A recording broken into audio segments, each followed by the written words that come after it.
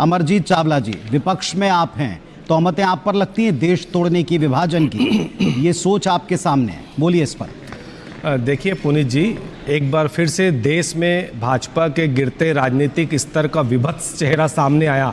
ये हमारा सनातनी परंपरा वाला देश है, जहां बचपन में हम छोटे से बड़े क्या सुनते हुए कि मजहब नहीं सिखाता आपस में बैर रखना, हिंदी है हम, हिंदुस्तान है वतन हमारा। तू हिंदू बनेगा ना मुसलमान बनेगा, इंसान की औलाद है इंसान बनेगा। हमारी रगों में ये परंपरा थी।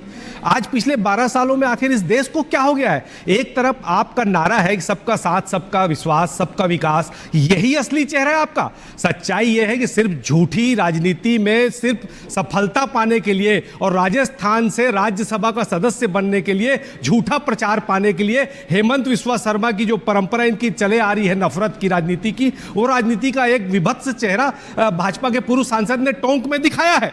सेवा का काम कभी कैमरे के सामने होता है क्या? सेवा का काम दिल से होता है और सेवा का काम दिखावे के लिए नहीं होता।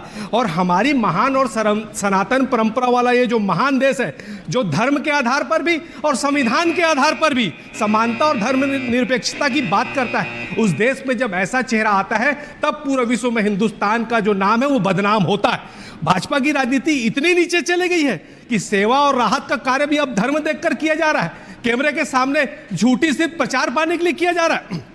देखिए, ये मामला सिर्फ एक कंबल का नहीं है, ये देश की आत्मा का सवाल था। एक ठंड से ठिठुरती हुई महिला जब जाती है, कोई शौकिया तौर पे नहीं जाता है, मजबूरी में जाता है, और उसकी मजबूरी का आप राजनीतिक तौर पे इतना गंदा इस्तेमाल करते हैं, पूरे विश्व में थूथू हो गए हिंदुस्तान की। इतना विभत्स गंदा राजनीतिक चेहरा सिर्फ भारतीय जनता पार्टी का असली चेहरा इस देश के सामने लाने का काम कर रहा है। इसकी कांग्रेस पार्टी घोर निंदा करती है।